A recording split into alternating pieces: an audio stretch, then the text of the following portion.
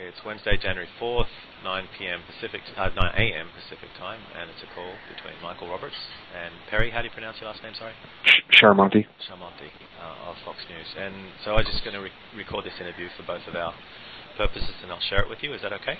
That's more than fun. Groovy. Okay, you have the floor. All right, great. So I guess to start off by asking, I know you've worked in the past with Adam Zuckerman. Are you still working with him to this day, or? Worked with, that's an interesting term. Do you want me just to give you a narrative to let you know how I came to meet the guy? Mm-hmm. Okay, a gentleman by the name of Darren Meade, M-E-A-D-E. Have you heard that name? Yes. Yep. He contacted me because he was being attacked online because he had come on board working, according to him, as interim CEO or an actual CEO of Progenics. Do you know how to spell that? Yes, I do. Okay. And that was in the fall of 2010. And it was about 1 a.m. in the morning, and I happened to be up and responded to him, and we ended up having a long chat about the problem. Okay. So I was engaged by Progenics.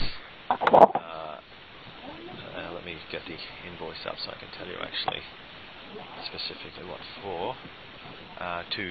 In a nutshell, to identify the source of the defamatory postings. And let me just turn my Skype on to do not disturb. 1 second, sorry. And that was the limit of the scope. Along the way, the Zuckerman crew, and Zuckerman actually calls it his crew, began expressing interest in investing in Rexfield. Okay. Hindsight has 20/20, and to my shame, I didn't do sufficient background checking on Zuckerman because he was kind of he seemed to be just a shadow that hung around with these guys in the Progenics office. A person by the name of Ryan Page. Do you know that name? I'm sorry, what was his name again? Ryan Page. Sounds familiar. Okay, he was for want of a better word, the straw man for Zuckerman. And this is all the hindsight things that I've learned. Ryan Page is squeaky clean, at least on paper, from what I can see. And so Zuckerman had elevated him to the position to be the squeaky clean frontman for his new endeavours. And so I felt pretty comfortable. Ryan Page alleged that he learned at the feet of Stephen Covey and his team. And one thing that I was lacking, the Rexfield business was growing so quickly, was organisational skills and back-end admin skills and things like that. I just wanted to do what I do and have other people help support in the back end. Okay. So things were moving pretty quickly. And in January, I did sign a contract to negotiate in good faith with Ryan Page, and as the representative of a yet-to-be incorporated company, which was going to be part of a joint venture for the new as Rexfield moved forward. But immediately after that happened, they essentially, in bad faith, cut off the financial promises to support the business as I concentrated on some R&D. They stole money and diverted money from the corporate PayPal account, for which criminal complaints have been filed and are in process. And then Zuckerman began attacking me. Essentially, evidently, as it turns out, this is his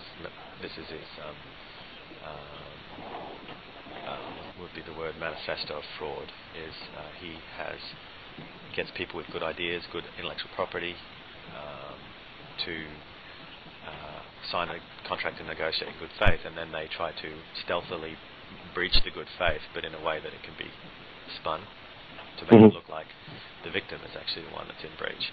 And then they try to, essentially, in a war of attrition, and try to just scare the victim off into just, leaving everything behind and running away. Okay. Michael, let me ask you, this is what I've heard about him. He has this source code. It's not source code. It's not. It's a very simple. Let me say it this way. I could argue both ways that it's hacking and that it's not hacking. I know what the code is, and it's more of a technique than code, really. And I know what it is. I purchased it before I met Zuckerman. I purchased it, and I didn't even reveal it to Zuckerman when we're negotiating on Rexfield, because the Rexfield proposition stood up on its own without this particular technique. And the reason I didn't mention it is my conscience after I paid a substantial deposit. When I realized exactly how this works, I began wondering, is this hacking or is this not hacking? So at that point, I'd reached out to some associates in FBI and state level enforcement to ask them, these are digital forensics experts, what do you guys think?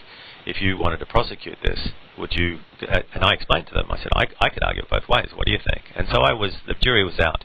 I was trying to work out whether it is something that was potentially indictable if it was used.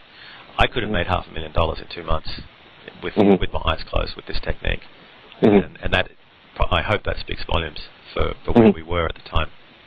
We just sort of sat on it and chewed on it. I'm sorry, you said, I'm just sorry to stop you, but you said $500,000 in 2 weeks? I could have made $500,000 in 2 months. 1 month. Oh, 2 months, I'm sorry. With this technique. Okay. And based with the potential for the effectiveness, because it was 100% effective against rip-off reports. And I think rip-off report is a predatory, morally reprehensible organisation. And so I was stuck between the moral high ground that if somebody is getting injured, victim of libel and defamation, and the platform being used was rip-off report, and there was no relief available for that person. Now, some experts will argue that relief is available in the form of damages and litigation, but when that costs $20,000 or $30,000 or $40,000, the 99% of the world that can't afford that, it means that relief is not available, is not reasonably available. So I was stuck between the moral position that if a man knows what he ought to do and doesn't do it, then it's not a good thing. And I had the wherewithal and I had the knowledge to help people, but at the same time I didn't want to cross any boundaries or even grey areas where it could be argued as hacking. So did you back off from using this method, or? As soon as I knew precisely what it was, until that time, do you know the name Matthew Cook? Yes, yeah, he's the one who created this code, right? Well, or this technique. Yeah, there's one other as well that might have created it, but he was the guy I signed the contract with for the licensing, the exclusive licensing of that technology. He tried to sell it to Reputation.com, and in fact he sold a website, the domain that he used, to Reputation.com, and it's still listed there. And I don't know if they ended up buying the technology. I'm in talks with them at the moment, trying to find out what their involvement was, because I believe Reputation.com are good guys. Michael Fertig's a good guy. His famous quote, "Google is not God." That's when I realized that we're kindred spirit in that respect, in that perspective. Okay. So we got off on a few tangents there. So I'll let you take control and bring us back on. Well, to say, you were trying to I guess, buy this technique or this code from Cook. Could I ask you to hold on 1 second? Sorry. Yeah, sure.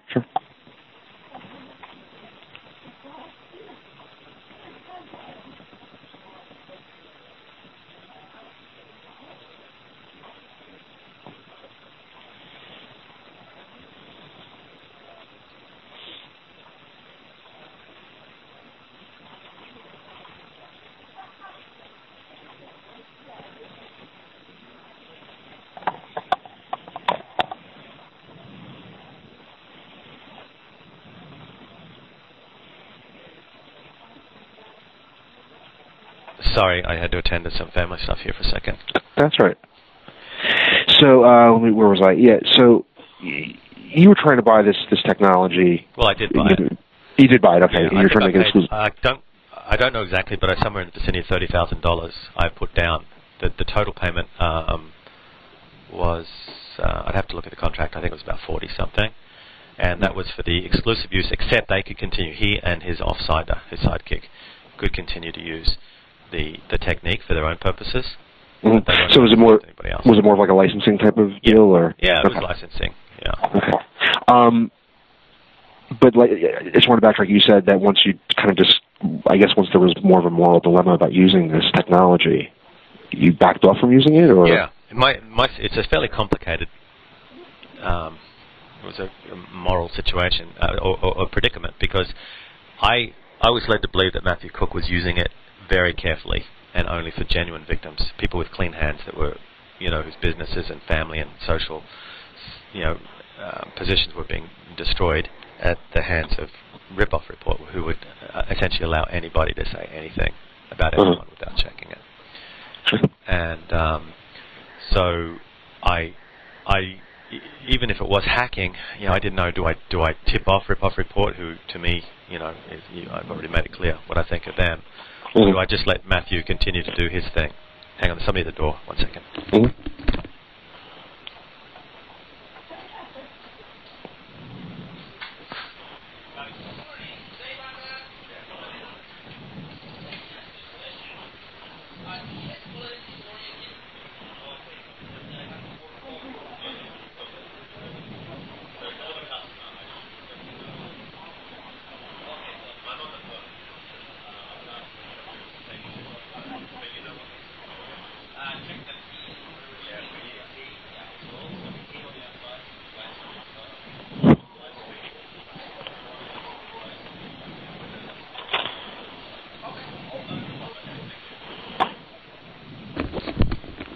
Everything's happening at once.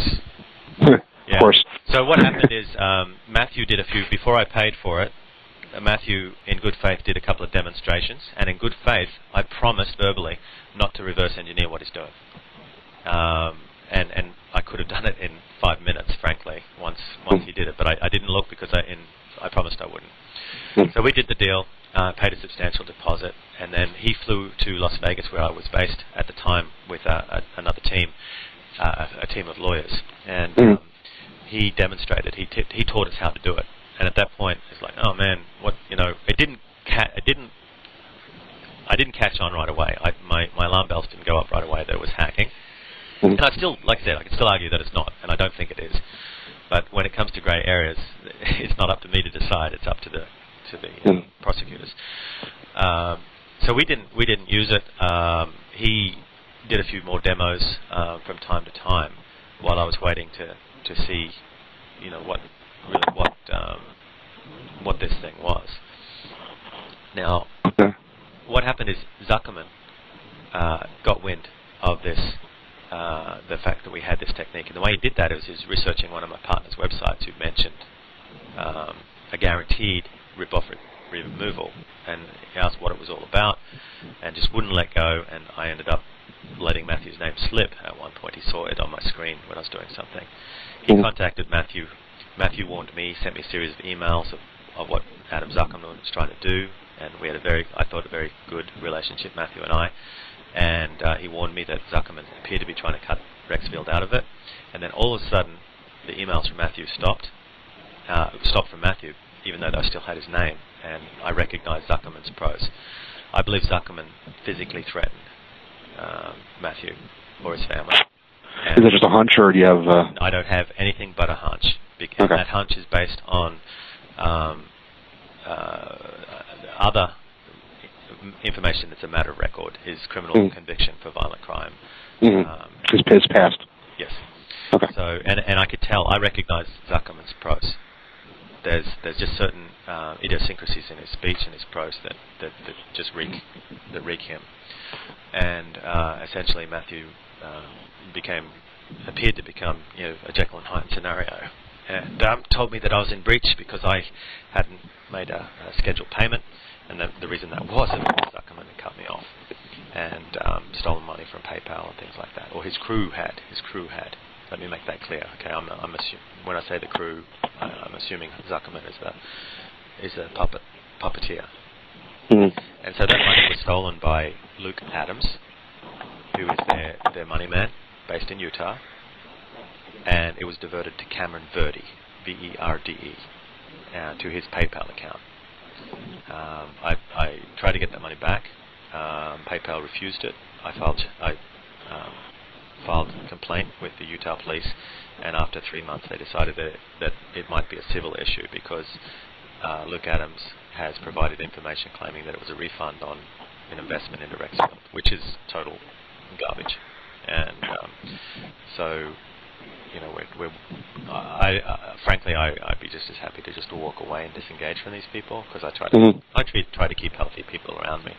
It's good enough having to deal with the victims' antagonists to help them out. I don't want to engage people like this. I'd rather cut my losses and walk away. Well, fair enough. So going back to Zuckerman and Cook, I mean, did either of them use this code in a negative way? In other words, were they hacking into like Ripoff Report and putting negative comments in so that they could turn around? I don't know for sure. I don't believe Matthew did.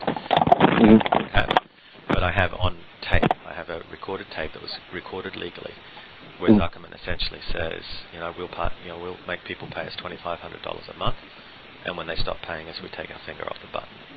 He saw the money. He saw that when people have cancer, they will pay everything they have to cure that cancer. And Ripoff Report is a form of cancer to a person's life or reputation. So that's what he saw. Now, once he made contact with Matthew and things changed there, and I realized that he had the technique under his control. I was told by Darren Mead, told me that he had a spy in Progenics, and that Matthew Cook had flown from for Colorado, I should say, to Costa Mesa to teach another convicted felon, who I have no quarrel with. I just know that he's coming up for sentencing. His name is Kurt McMahon, and that he had been taught the technique. I only have that from Darren, so I don't know if it's for sure, but it stands to reason. At that point, I decided to try and cut my losses, and also to cut off that potential cash cow from the Zuckerman crew. And at that point, I made a decision to contact Ed Madkinson at Ripoff Report, and essentially offer to join forces with the enemy to take out a greater enemy, which I saw a clear danger in to the community through Zuckerman's crew, and his ability to extort the community based on his own words, or taking his words literally and what it really meant. And I have that on record and taped to extort the community. And so I offered to hand that over. Well, actually, I offered to sell my services. I did want to do it for free. I couldn't afford to, because I'd already taken such a beating. And so I offered Ed Madkinson a commercial relationship where I'd consult for them or their attorneys in bringing Zuckerman to justice, because they told me they wanted blood. They wanted not blood, but they wanted a criminal conviction against the people responsible. So I tried to negotiate. I believe Matthew to be a well-meaning victim, so I tried to negotiate with them that they wouldn't pursue him or any criminal if he would cooperate with them in bringing Zuckerman and his crew down. Okay. Now, you still have Rexfield? You're still operating Rexfield? Yes. Yeah, it's not going anywhere. I assume it's the same company. It's reputation and management. Are you using different methods, or? Well, no, we don't need that. We're very good at what we do, and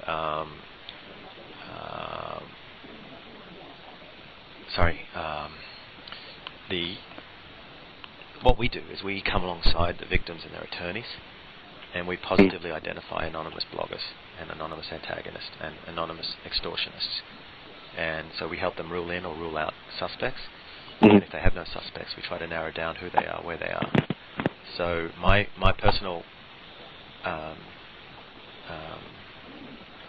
expertise is in the digital forensics, electronic discovery, social engineering, and social forensics, and also in litigation support. So often attorneys that take these cases on do not know what to do, and I'm not an attorney, so I can only do this as litigation support for an attorney, not for the actual victims.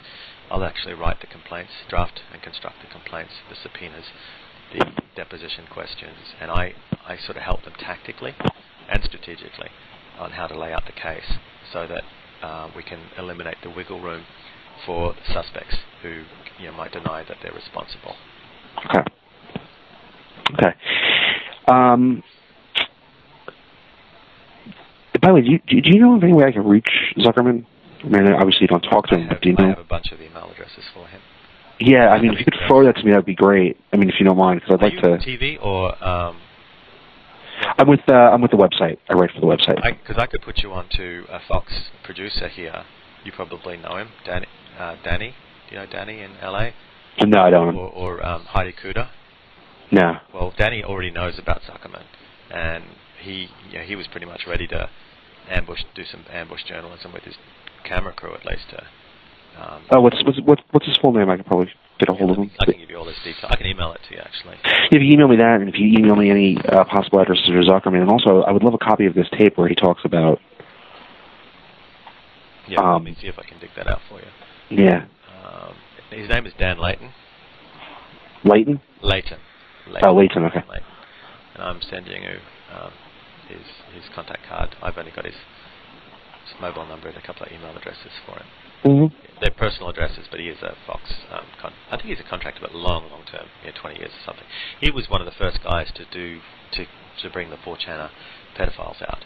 And if you remember, a few years ago, the Fox TV network got hacked by. Yeah. Well, he was pretty much the producer that caused that to happen because of his expose. Oh, interesting. I'm just looking at my notes here. Going back to Zuckerman on this tape, did he say that he had a plan in place to basically, put out false information about people so they can turn around and make money off of them by getting rid of it? Can you say that again? Did Zuckerman or anyone that you were involved with, did they talk about setting up a business model, so to speak, where they hack in the Ripoff Report or other sites, put in negative information about certain people or companies? Well, reading between the lines, there was tongue-in-cheek, and I went along with it because you got to remember I was on recording the conversations with permission. I had sweeping permission to do it, and hopefully they forgot that, or maybe they just trusted that I was like-minded. But as I was trying to extricate myself from their clutches, I wanted to make sure I had plenty of insurance of criminal intent, and that's why everything was recorded. And there were lawyers present where that was made abundantly clear that I taped everything, and or my assistant at the time, Paul. And when you listen to it, you'll see where they talk about. You reading between the lines, if you quote them verbatim, people will know exactly what their intention was. Okay. And I believe they're doing that now. Now, even though I was able to render that technique, I ended up essentially giving. Well, actually, after I explained to Ripoff Report what I had to offer, and I wasn't charging him to hand over the technique. I did want to recoup my investment, and my options were either to sue Matthew or ask Ripoff Report if it's to a financial benefit for them to buy, essentially to help me recover my expenses in return for the information as well as my assistance in the litigation and the investigation. And but they pretty much worked it out by themselves once I gave them the tip-off. And I was told by Marie Speth, who is the attorney that works for them, that they found over 1,000 instances where this had been used. Wow. Now, whether that was all on Ripoff Report alone. Yeah. Now, whether that was all Matthew's team or somebody else had duplicated the technique, I don't know. It was pretty simple. It was very simple, in fact. How is the technique done? They just do you know what a no index, no follow tag is? Meta tag is? Mm-hmm. Do you know what that is? Yeah, I know what meta tags are. Yeah. It was essentially they found a way that they could inject that, or they not inject it, but just include that in their profile, so that Google saw that and thought it was actually a meta tag, and they removed it from the index within about 15 minutes. All right, wait, go back. The meta tag, the code basically. They essentially you inserted the meta tag inside their username. Oh, okay. Yeah, and then so they fixed it. They fixed that. Doesn't work anymore. And then Google would. You may not want to actually put that in your story because there are other sites that works against. And no, I'm just trying to gain some perspective on how this whole the reason technique I say works. that is there's some pedophile sites. I'm working with. This is off record, okay? Mm-hmm, yeah. Yeah, I'm working with a joint task force, federal and state task force on we're hoping to track down about 1,800 pedophiles over the next 12 months with some new techniques that I've developed. And so I'm working with them on some cold cases. Okay. And we can actually use this on some of their sites to help frustrate their efforts and hopefully reduce the demand for the material while we're working to identify some of them. And that, if you're interested in that, by the way, that's going to be a huge case. It'll be the biggest. Well, maybe down the line, you have my contact info. Oh, yeah. But going back to this, though, this technique, this meta tag, so you could use it to either bump up the results or drop them, right? No, meta tags are almost useless these days. I mean, 10 years ago, yeah, but meta tags are almost negligent in the effects on bumping up results. They don't hurt, but they don't help that much. All Google's interested in is the number of websites that actually point to your website or your page. And the more incoming links, the more important Google figures that site is. Now, there is another angle to it, and I've discovered what I call a humiliation algorithm.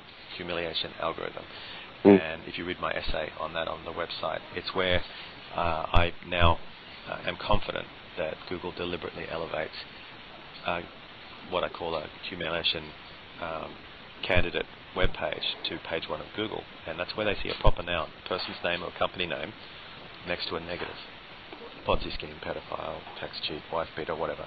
If there's a close association between what I call a humiliation modifier and a proper noun, it will invariably end up on page 1. If there's lots of them, then the juiciest of them, or the one that seems most popular, will end up there. Usually 2 or 3 humiliation results you'll find on page 1 of Google for any company or person that has a past, has a history. Now, some of it might be true, and if that's the case, that's wonderful.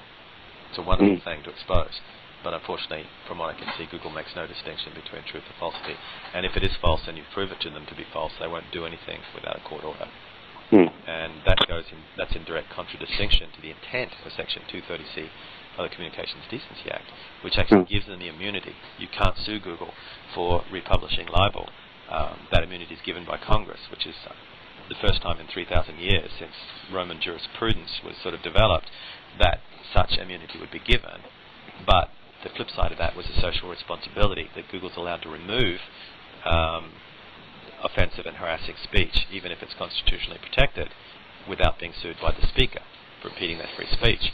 And Google takes a position where they take the immunity but not the social responsibility. And people have committed suicide because of it. Oh, jeez. That's interesting. The change do it. It's not a bad mission. But let me ask you back to this technique. Now, the meta tags you're saying aren't effective on Google anymore because they don't really use them. But what about a rip-off report? Is it still using... No. Google rip-off report is high on Google because they have so many incoming links, and because they sell Google ads on their pages. So Google wants them to get high because, I mean, think about it. If I do a search for Fred Smith, plumber, Chattanooga, Tennessee, I've just told Google that I'm looking for a plumber in Tennessee, and his name's Fred Smith. So Google naturally is going to put fredsmithplumbing.com at number 1, and rightly so, because it's relevant. It's what I'm looking for. But if I click, or you as a searcher click on fredsmithplumbing.com, Google doesn't make a penny, even though they have all this wonderful intel, actionable and perishable intel that you just gave them, that you're looking to spend money with a plumber in Chattanooga, Tennessee. So what Google does is they elevate something negative to position 3, 4, 5, or 6 on page 1, and usually page 2, position 1, that says that Fred Smith is actually a tax cheater or a wife beater, or he's a scammer, or he's a rip-off reporter. So what are you going to do? Before you click on the organic search result, you're either going to click the rip-off report result, or, hopefully for Google's sake, for them, you'll actually click a Google AdWord on the right-hand side. They just made $2.10 or $2.20 or $1.90, whatever, for that click-through. And I would argue that that's tortious interference with prospective financial gain. And the fact that they have a contract with the other plumber in Chattanooga that's advertising there, that makes it a scheme in accordance with Title 18 of RICO. So, that's interesting. Yeah, nobody's ever tested this, and I don't know why. Everybody says Google's defaming me, and then they just waive their 230C immunity and get away with it. What they need to do is show why Google is doing it, and I have some other theories that I'm developing and hopefully going to test soon in court. So. That's the first thing, and even if they don't click the Google AdWord on the search results, they go to rip-off report. They think, I don't believe this because it looks like it was written by a preschooler. Somebody just bit and maybe the plumber ran over somebody's cat. But they still don't want to it still hurts the plumber because they just would rather avoid the complications that come along with it. And so they instead click on a Google AdWord from within rip-off report on the right-hand side for a plumber in Chattanooga. And then Google then splits that money with rip-off report. They both benefit at the expense and the injury of Fred Smith, and to the benefit of rip-off report, Google and the other plumber. Basically working together, they're able to work together. Yep. All right, but I mean, what I do want to know is this technique. All the technique does is tells Google that this page, although you found it, shouldn't be in your search index. The no index, it's one word, NOINDEX. It simply tells Google you can index anything else in this website except for this page because we don't want you to, and they honor that no index tag. Okay, I see. But it's not a meta tag that helps with keywords. Don't confuse it with meta keywords and meta descriptions. It's a meta don't do this as opposed to do this. You're basically putting like a note in there. Yeah, you're telling them literally not to index this page. Just this page. Now, can you do that? Can you do that going directly to rip-off report and going into rip-off report? No, they could if they wanted to. They control the code for their page. Okay. But no, definitely you can't do that, because if you could do that, there'd be black hat search engine optimization people injecting that tag in all over the competitors' websites. Oh, of course, yeah. But I mean, I guess what I'm asking is, are you able to do that with this code, or no? I'm trying to get an understanding here. What does that mean? We could before, or Matthew did before, because it was 100% effective. But now it's not. I alerted, as much as I hated doing it, because there was probably 1,000 innocent victims having their lives destroyed because of rip-off report. And they reversed out all of that work that Matthew had done in the past. But I didn't want a convicted criminal, violent criminal, financial criminal, who has no scruples and has what I believe to be antisocial personality disorder, using this technique to finance his other antisocial agendas. You got to understand with Adam Zuckerman, there's the shortest distance between where he is and his objective is a straight line. Doesn't matter who's in the way; they will get bowled down. The only time he'll go around somebody that's in the way of his objectives is if he can use that person for something else, or if or whatever. Okay. I guess so how long is this this technique is not usable at all anymore? No. No. And how long has it not been usable? Since I tipped off rip-off report. Okay. But that doesn't. You got to understand. Just because it doesn't. I don't believe the fact that it's not effective. I don't believe for a moment that will in any way impede Zuckerman's reputation, his new reputation businesses, because he just has to promise the world. He doesn't have to deliver. If people have cancer, they will fly to Mexico to hug a crystal skull for $100,000 if it gets sold the right way to them. And so Zuckerman said to me, this reputation business is the easiest thing he's ever found, he's ever witnessed to sell. And there was dollar signs in his eyes, and my mission was all about helping where nobody else can help. And 80% of my work, Perry, has been pro bono for the last 3 years. I don't get rich out of this, because the problem is, men and women use tears when they describe their problems, and I just, I've had to set the last few months, some really healthy boundaries because I need to provide for my family. But Rexfield is all about social responsibility and getting, hopefully, changing the way Google does what it does. All Zuckerman saw was the money. He doesn't need to deliver. People will pay $5,000 deposit, and then he just doesn't deliver. What are they going to do? He calls back and we want a refund. He says, well, your problem's probably going to get worse if you keep this up. What we've done isn't what we promised, but we did something, and if we undo that, your problem is going to be a lot worse. And he'll use, I'm sure, veiled language to make them just go away. Interesting. Okay. They're already hurting. So, at this point, is he running a reputation management company at this point, saying that he can deliver goods and then doesn't, or? I believe he is, but it's all he uses proxy registrations and things like that, and I just don't have the time or emotional capacity to map it all out. but Dr. Connolly is going after that in a big way. Okay. You know Dr. Connolly, right? Yeah, I've heard that name. Want his contact details? Yeah, that would be great too. What I would need is his contact details. I'm just going to ask his permission, and then yeah, it's fine. He has invested a lot of money into exposing. He's a hero for the community in taking Zuckerman out. I can tell you that much. Okay, great. A little rough around the edges, but ex-special forces guy and all that. But yeah, he's got the financial wherewithal to cause a lot of difficulties. And he's trying to expose what appears to be corruption in the 9th District with respect to why is Zuckerman still on the street injuring people when he's been convicted 4 years ago or whatever it was, and his sentencing keeps on getting pushed out.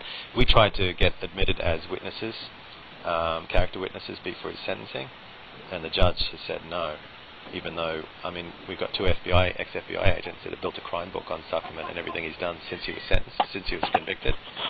And you need to get a hold of that, by the way. Yeah, I would like to. I'll have to talk to this Dr. Sullivan, you said? Connolly, I'm sorry. Yes, I would need Dr. Connolly's info. Yeah, I'll ask him, but I'm sure he'll be beside himself to talk to you. Okay. Also, I would need any info, if you have any email addresses for Zuckerman. Yeah, possibly. I can consolidate those for you. And a copy of that tape would be key as well. Yeah, I have to dig that up for you. Okay. Is it something you'd be able, would it take you time, or would it something you'd be able to do today? Out of my archives. Yeah, okay. That stuff away. Yeah. Right, so you can email that too, right? It's not like... I would probably do a Dropbox for you, or something like that. I'm having trouble with Dropbox on my computer. Okay. Is it too large to email? Yeah, definitely. It's 2 hours. So I'll yeah, if you put it on Dropbox or something, and I can find a way to get a copy. It's no problem. Could I ask one thing of you, selfishly? Sure. Is there some way to get an active link to Rexfield in your story? Because newspaper websites help our Google rankings. So, if you, I'm sure the quotes I use from you. I'm sure I'll reference you, to you as the owner and operator of Rexfield. So. No, what I meant is an actual hyperlink, if you wouldn't mind. What's more important than the mention would be. Oh yeah, no. I'm saying that would link out. Okay, that'd be awesome, because then, as your affiliates, duplicate and what's the word? Aggregate. Yeah, that gets into some powerful websites. But the key is that it's an active link that doesn't have a no follow tag, because sometimes a lot of journalists, they put in no follow, which gives you the link, but Google ignores it if it says no follow. And that's very just because of like I said, 80% of pro bono, we're a little hungry, but we're not in any danger. But it's nice to get some return. No, I understand. For the work that we do. I think it's a very reasonable request. But long story short, this technique really can't be used anymore. Nope, it's dead in the water. It's dead in the water. How long has it been dead for? Matthew claims to have 2nd and 3rd generation technology that they can bring about as soon as that technique stops working, and I don't know any more than that. Has he? You don't know if he's given it to Zuckerman? If he does have such things, I'm sure that would have been part of it. I don't know anything for sure. Everything I'm talking about, their relationship, is based on the change of the prose of Matthew's emails, and and everything else that's happened. So I'm joining a lot of dots here, and I'd like you to make that real clear, because I want to be libel proof on this.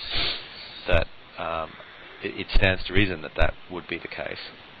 Okay. Because of Zuckerman's demonstrated pattern of behavior, and the fact that Matthew has a family and financial needs. So please be careful with quotes. Anything that I say about their relationship is based on my assumptions, based on observations. Oh, no, of course. Do you have an email for Cook? Yeah, I can get you that as well. Okay, that'd be great. So let me make a to-do list for you here. Yeah, do you want me to go over it again, or? Yeah, hang on a sec. Yeah, that's actually, I have a short-term memory problem because of an attempted murder by Tracy. I'm not sure if I ever told you that, so I have to write. No, you didn't. No. That's why I record everything. I don't have all my capacity, and intellectual and cognitive thinking and everything else like that, but I have difficulty creating short-term memories if I don't pay careful attention. So email. Yeah, so Cook's email, Connolly's email? I've got Zuckerman's phone number. Zuckerman's phone number? Any contact info for Zuckerman? Yeah, I've got his address. Actually, probably Scott. Get that from Scott. He'll have a lot more update information for you. Okay. What else do you need? The tape of Zuckerman, and also this new tape. Have you seen the video on YouTube about him? Yeah, I have. Okay. Yeah, some of those tapes were taken from mine. Were sampled in that. Okay. Recording. And then obviously the last thing is the tape you just made. Yeah. So. And you have my email and you have my contact info, right? I do. My correspondence should have all my my email address and everything there. I have all that. Please be gentle with me. I was a victim, and I was in a tough situation. I was trying to do what was socially and legally and. Well, like I said, your name came up. That's why I wanted to speak with you to get your side. So, and you've given that. So. Great. There's also going to be, I don't know if you know, but Dateline NBC is doing a 2-hour special on Tracy, and that's probably going to come. Yeah, I knew that at the time. Yeah, is that coming out soon? I spent about 3 days filming with them so far, and that will probably be February. February. Yeah. Is she repealing her case? Oh yeah, it's automatic. Yeah. Prosecutor, don't worry about that though. Yeah. Now, if you want, by the way, if Darren Mead, by the way, just to put things in perspective, I actually stayed at his home a few nights while we were working on this thing, and in November he asked me, was it November or October, he asked me for a loan for $5,000 to pay his mortgage on his Laguna Beach house, and I couldn't do that, and my understanding is neither could Scott Connolly, and within a couple of days of me refusing that, Darren Mead's personality changed, and he started posting all over the internet saying that pretty much I'm complicit in the murder and things like that. So anything you hear from him, you may be as frank as you want with me, but just be very, very careful with putting any credence on what he says, because he has some, off record, I believe, he has borderline personality disorder, in and out of psychosis. So I have an answer to every allegation he has against me. I just don't bother publishing him because he's kind of a mosquito. So, okay. Okay. All right, well, Michael, thank you so much for talking to me. Okay, thanks, mate. And I look forward to all that stuff you'll be sending my way. I'll get on that for you now. All right, thank you very much. Bye-bye.